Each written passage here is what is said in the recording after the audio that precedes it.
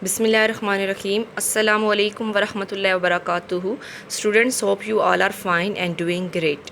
Today we are going to start Science Grade 7. All of you open your reading textbook page number 18, Unit number 2, Transport of Nutrients. Students, today we will learn about that how nutrients are transported. So, all of you open your reading textbook page number 22. Working of a circulatory system. As discussed earlier, the circulatory system is responsible for the circulation of blood throughout the body. For this purpose, blood need to be pumped by the heart, which is carried by the vein from different parts, body parts, and then transported via arteries to all the body parts, where the capillaries bring about an exchange of material. For circulation, the heart has 4 main routes into and out of the heart through vein and arteries, which are vena cava. So students, it's a vena cava. And what is the function of vena cava? A vein carrying deoxygenated blood from the different parts of the body to the heart. अब एक vein है जो deoxygenated blood को body के different parts से heart तक लेकर जाएगी. ये क्या है? Vena cava. Pulmonary artery, an arteries that carries deoxygenated blood from heart towards the lungs for oxygenation. अब पल्मोनरी आर्टरी क्या करेगी? ये डीऑक्सीजनेटेड ब्लड को हार्ट से लंग्स की तरफ लेकर जाएगी ताकि लंग्स उस ब्लड को ऑक्सीजन प्रोवाइड करे. Pulmonary vein, it's a pulmonary vein, the only vein in the body which carries oxygenated blood from the lungs to the heart. अब पल्मोनरी वेन जो है ये हमारी बॉडी में एक वाइड वेन है जो ऑक्सीजनेटेड ब्लड को लंग्स से हार्ट की तरफ लेकर जाएगी. Aorta, the largest artery in the body. ये क्या है? लार्जेस्ट आर्टरी है बॉडी के अंदर. That carries oxygenated blood away from the away from the heart. अब इसका फंक्शन क्या है कि ऑक्सीजनेटेड ब्लड को दिल से दूर लेकर जाएगी to different parts of the body. दिल से दूर लेकर जाएगी और बॉडी की तमाम पार्ट्स को प्रोवाइड करेगी. कौन? Aorta. On each pump on half of the heart send oxygenated blood to all parts of the body and the other of the heart send deoxygenated blood to the lungs. अब हमारा जो double circulatory system है, हमारा जो left side है heart का, वो oxygenated blood को बॉडी के तमाम हिस्सों तक पहुंचाएगा, लेकिन जो राइट साइड होगा वो डीऑक्सीजनेटेड ब्लड को लंग्स को सेंड करेगा. इस रीज़न की वजह से हम कह सकते हैं कि ह्यूमन के अंदर डबल सर्कुलेटरी सिस्टम मौजूद है. इब्न अल-नाफिस, an Arab physician, explained pulmonary circulation, deoxygenated blood movement. In one of his famous books, he described the coronary vessels and also cleared the concept of blood supply. Due to his work, proper understanding of systematic circulation, oxygenated blood movement began. The following flow diagram explain how the circulatory system works. So students, it's a diagram. It's a flow diagram to explain the circulatory system work. So it's a vena cava and its function is the right atrium of the heart receive deoxygenated blood. अब क्या होगा? Heart का जो right atrium है वो deoxygenated blood को receive करेगा body से. किसके ज़रिए? वीना केवा के ज़रिए रिसीव करेगा. Right atrium, blood from the right atrium is push down into the right ventricle. अब राइट एट्रियम से ब्लड को क्या किया जाएगा? राइट वेंट्रिकल में पुश किया जाएगा. किसके ज़रिए? थ्रू ट्राइकैप्सिड वॉल्व के जरिए. Right ventricle, from the right ventricle blood is pumped up to the lungs. अब राइट वेंट्रिकल से ब्लड को लंग्स में पंप किया जाएगा पल्मोनरी आर्टरी के जरिए for a gaseous exchange, gas, ताकि गैसेस का भी तबादला हो सके. Oxygen is absorb. अब यहाँ पर क्या होगा कि ऑक्सीजन एब्जॉर्ब हो जाएगी और कार्बन डाइऑक्साइड को रिमूव कर दिया जाएगा. लंग्स, लंग्स मीन फेफड़े. Freshly oxygenated blood is return to the left atrium. अब वो ब्लड जो कि ऑक्सीजन रिच है, जिसमें फ्रेश ऑक्सीजन है, वो एट्रियम को वापस रिटर्न किया जाएगा हार्ट के पल्मोनरी वेन के ज़रिए. Left atrium, blood is forced down into the left ventricle through the bicuspid valve. अब बाइकैप्सिड वॉल्व्स के ज़रिए ब्लड को लेफ्ट वेंट्रिकल में फोर्सफुली मूव कर दिया जाएगा. Left ventricle, blood from the left ventricle is pumped up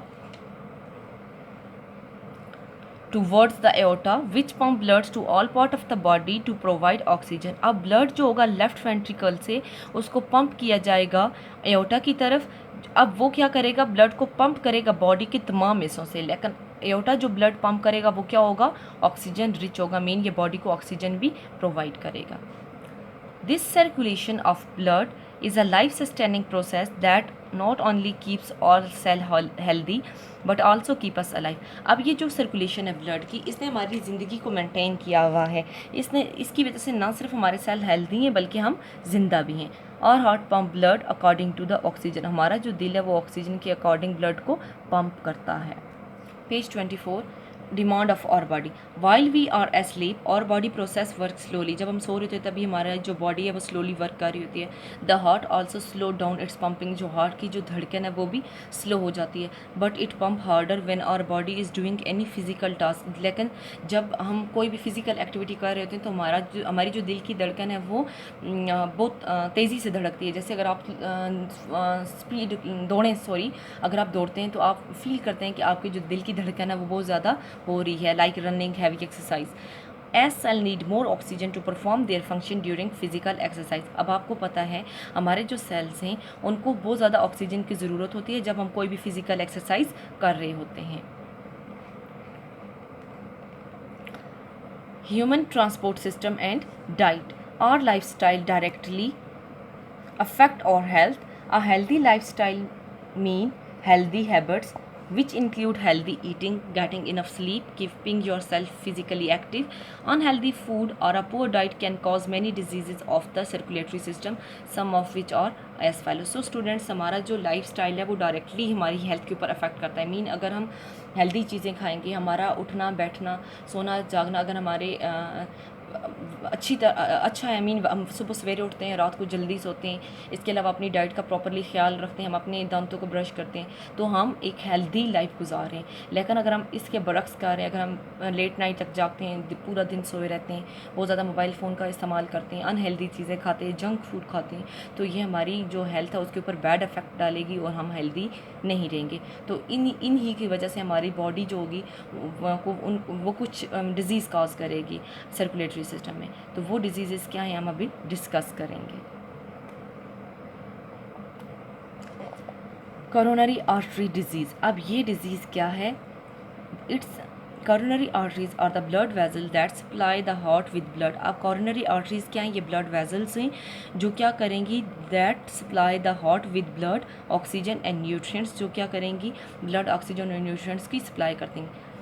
the major factor causing coronary artery disease are smoking. अब इस डिजीज़ का सबसे मेजर फैक्टर क्या है? स्मोकिंग, मीन सिगरेट पीना, high blood pressure, eating food rich in fats. अगर हम कोई ऐसी खुराक खाते हैं जिसमें फैट्स की मकदार ज़्यादा है या फिर कोलेस्ट्रोल ज़्यादा है तो इट्स मीन हम इस डिजीज़ का शिकार हो सकते हैं. If the coronary artery is unable to supply blood to the heart due to deposition of fats and other cell on the wall of the vessel, the disease is called coronary artery disease. Students, अब coronary artery disease क्या होते हैं? जब हम unhealthy food लेते हैं, ऐसी food लेते हैं जिसमें फैट्स ज़्यादा होते हैं, कोलेस्ट्रोल ज़्यादा होते हैं, तो उसकी वजह से हमारी जो वेसल्स हैं उनके दरमियान एक प्लॉक जमा हो जाता है. ये आप देख सकते हैं, ये क्या है? प्लॉक है. अब इस प्लॉक की वजह से क्या होगी, ब्लड की जो सप्लाई है वो स्लो हो जाएगी या सम टाइम ऐसा हो जाता है स्टॉप हो जाएगी. अगर वो स्लो होती है तो उस सूरत हाल में क्या होता है कि हम इस डिज़ीज़ का शिकार हो जाते हैं. दी symptoms of coronary artery disease include chest pain. अब इस बीमारी के जो सिम्टम्स हैं वो क्या हैं? मीन हमारी जो वेजल की जो वॉल है वो ब्लॉक है, ब्लॉक की वजह से, तो हमारी चेस्ट में क्या होगा? पेन होगा. हमारी जो ब्रीथ है उसमें शॉर्टनेस आएगी, मीन सांस लेने में हमें तकलीफ़ होगी. इसके अलावा बहुत ज़्यादा मकदार में हमें पसीना आएगा. How ever a complete blockage in an artery can cause a heart attack. ये तो एक छोटा सा ब्लॉक था जो कि हमारी वेजल को ब्लॉक किए हुए था, लेकिन अगर ये फैट या कोलेस्ट्रोल मुकम्मल तौर पर हमारी वेजल को ब्लॉक कर देते हैं तो फौरी तौर पर क्या होता है? हार्ट अटैक आ जाता है. हाइपरटेंशन. हाइपरटेंशन क्या होता है? हाई ब्लड प्रेशर, मीन हम कहते हैं ना BP high. Hypertension is a state in which the pressure with which blood flow through the arteries is very high. अब हाइपरटेंशन में क्या होता है? हम कहते हैं ना हाई बीपी हाई. अब बीपी मीन ब्लड प्रेशर, ठीक है. हाई मीन हमारे जो खून की जो रफ्तार है हमारी वेजल्स के अंदर वो बहुत ज़्यादा हो जाती है. This high pressure can lead to various health problem. अब ये जो बीपी हाई होता है इसकी वजह से हमारी बॉडी की हमारी बॉडी बहुत ज़्यादा मसाइल का शिकार होती है। अब कौन कौन से मसाइल हो सकते हैं? हार्ट अटैक, मीन फ़ौरन से हमें हार्ट अटैक आ सकता है, ब्रेन हैमरेज हो सकता है, या फिर हमारी किडनी भी फेल हो सकती हैं। N unhealthy diet full of fatty food, high salt intake, smoking and obesity or some of the causes of hypertension। अब hypertension मीन हाई बीपी जो है हमारा, उसकी वजूहत क्या हैं या कौन कौन सी चीज़ें उसके सबब हैं? हम ऐसी फूड जो कि फैट्स में रिच हो वो खाएं, या फिर बहुत ज़्यादा मकदार में हम नमक खाते हैं, स्मोकिंग करते हैं, ये तमाम चीज़ें बीपी की वजूहत बनती हैं, हाई बीपी की वजूहत बनती हैं। Page number 25, anaemia. Anemia is a very common disorder of blood. It is a condition where a person lacks an adequate amount of red blood cell in the body to carry enough oxygen to the body's tissue। So students, ये एक common disorder है blood का। अब इस condition में क्या होता है कि रेड ब्लड सेल जो हैं बॉडी में उसकी कमी हो जाती है। Anaemia is caused by so many reason like iron और vitamin B12 deficiency in the body. अब एनीमिया की वजूहत क्या मीन ये किस वजह से होता है? आयरन की कमी की वजह से होता है, या फिर विटामिन की कमी की वजह से। कौन सा विटामिन? B12। अगर इनकी बॉडी में कमी हो जाती है तो हम एनीमिया का शिकार हो जाते हैं, मीन हमारी बॉडी में रेड ब्लड सेल की कमी हो जाती है। Abnormal destruction of the red blood cell, certain diseases like cancer, hepatitis etc। Here it's a normal cell. Here you can see that red blood cell are present in large amount and its anemia mean हमारे जो red blood cell हैं उनकी मकदार तादाद उनकी कम हो चुकी है। Heart tissues, organ transplantation। Artificial tissue and heart transplantation are advanced treatment for heart problems. However, they are opted for patients with serious heart damage or when other medicine or surgeries are ineffective. Heart transplantation involves the removal of damaged heart from the patient body and implanting a healthy heart from a donor whose heart is working but the person is clinically dead। Students, अब heart issues या फिर organ की जो transplantation है, आपको पता है कि अब हार्ट ट्रांसप्लांटेशन, किडनी ट्रांसप्लांटेशन, ये चीज़ें हो रही हैं, मतलब आर्टिफिशियली हम उनको दे रहे हैं। सपोज दैट एक पर्सन अगर उसका हार्ट या किडनी उसकी फेल हो चुकी है, तो हम किसी भी हेल्दी पर्सन से या कोई भी ऐसा पर्सन जो कि किसी हादसे में ज़ख्मी हो गया, वो फिज़िकली वो डेड हो, मीन उसकी बॉडी जो है हमें ये पता हो कि ये अब मरने वाला है, इसके पास नहीं है टाइम, तो हम ऐसे पर्सन का हार्ट अगर वो उससे मैच कर रहा है, हम फौरी तौर पर डोनेट करते हैं, उससे लेते हैं और उस पर्सन को दे देते हैं। एक से डोनर से लेते हैं, एक डोनर से लेते हैं और उसके बाद दूसरे पर्सन को हम वो क्या करते हैं, ट्रांसप्लांट कर देते हैं। और ये टेक्निक अब इस्तेमाल हो रही है। Transportation in plants, like humans, plants also need an adequate amount of water, mineral, food and gases for their survival. For this purpose, they also have a transport system for transporting material to their different parts. The transportation of food, water and mineral in plants is carried out by a special structure known as vascular bundle. These are comprised of two type tissues, xylem and phloem, vascular bundles।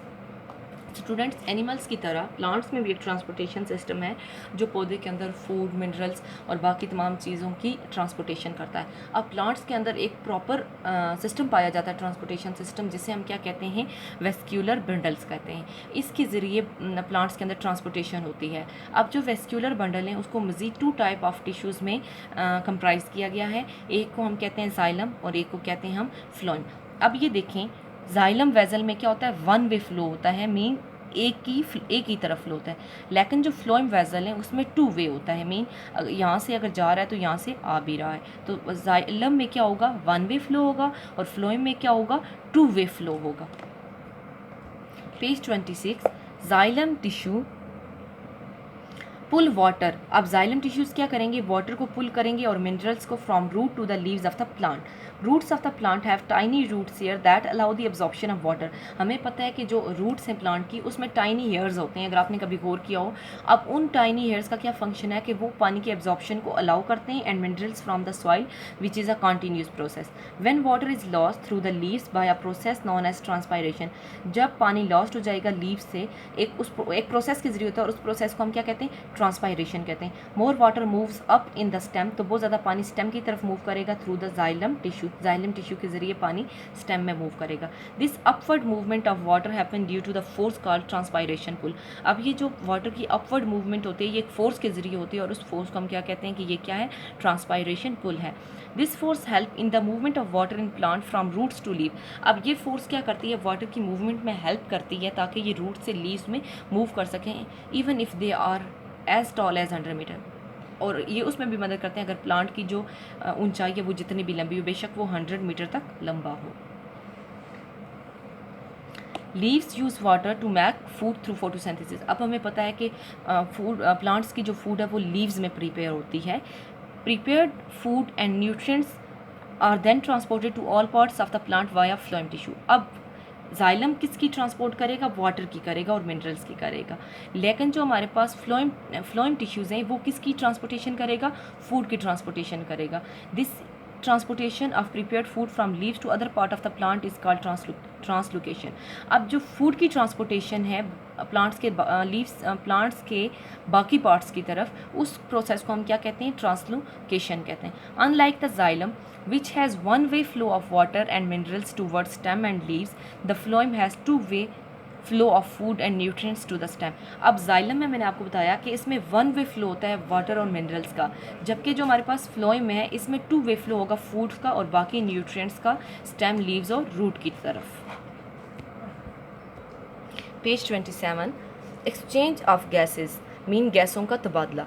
Plants need oxygen and carbon dioxide for respiration. अब plants जो हैं उसको उसको oxygen और carbon dioxide की ज़रूरत होती है रेस्पायरेशन के लिए and photosynthesis.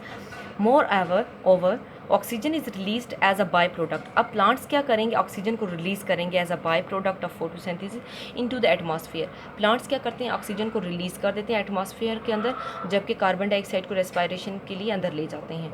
These gases move in to and out of the plant body. अब ये जो गैसेज हैं ऑक्सीजन और कार्बन डाइऑक्साइड, ये प्लांट की बॉडी के अंदर और बाहर मूव करेंगे through small opening in leaves called stomata. अब प्लांट्स जो हैं उनके अंदर स्मॉल ओपनिंग होती हैं, उन ओपनिंग के ज़रिए ये गैसेज रिलीज़ भी होंगी और एब्जॉर्ब भी होंगी। Stomata also remove excess water from the plant. इसके अलावा पानी जो प्लांट्स के अंदर बहुत ज़्यादा होता है वो भी स्टोमेटा के ज़रिए खारिज हो जाता है। It's a stomata, open stomata, and it's a closed stomata. The exchange of gases in plant also take place from small pores in the stem called lenticels. अब जो गैसों का तबादला है प्लांट्स के अंदर वो स्टेम के ज़रिए भी होता है। स्टेम के ज़रिए कैसे, बहुत सारे स्टेम्स ऐसे होते हैं जिनके अंदर छोटे छोटे पोर्स होते हैं, उन पोर्स को हम क्या कहते हैं, लेंटिसेल कहते हैं, और उनके ज़रिए गैसेस का तबादला भी होता है। Can you tell why are we advise to keep our weight in control. Students, आपने कभी ये सोचा है या क्या आप मुझे ये बता सकते हैं कि हमेशा ये क्यों कहा जाता है कि अपने वज़न को बरकरार रखो, मीन हमारा वेट ना तो बहुत ज़्यादा हो ना बहुत कम हो। तो ये क्या रीज़न है, इस क्वेश्चन को आप ख़ुद अपनी नोटबुक पर अपनी समझ के अकॉर्डिंग लिखेंगे। Work it out, page number 28। Label different part of the heart and right their function. Students, heart के बारे में मैं आपको बहुत क्लियरली एक्सप्लेन कर चुकी हूँ। हार्ट के जितने भी पार्ट्स हैं वो भी बता चुकी हूँ और उसका फंक्शन भी बता चुकी हूँ। अब ये आपका होम टास्क है, आपने क्या करना है, हार्ट के जितने भी पार्ट्स हैं उनको लेबल करना है, ठीक है। अब जैसे आपको पता है ये क्या है, ये है, और ये सारी चीज़ें आपने यहाँ पर लिखनी है। अब इसके जो पार्ट्स हैं, सबसे पहले इस यहाँ पर आप क्या करेंगे, हार्ट के पार्ट लिखेंगे, just like right ventricle, left ventricle, ये तमाम चीज़ें आप लिखेंगे। और उसके बाद लेफ्ट वेंट्रिकल सपोज दैट आप यहाँ लिख रहे हैं तो उसका फंक्शन क्या है, जैसे कि प्रीवियस लेक्चर्स में मैं आपको पढ़ा चुकी हूँ कि इनका फंक्शंस क्या है, तो वो आपने लिखना है। और ये आपका क्या है, होमवर्क है।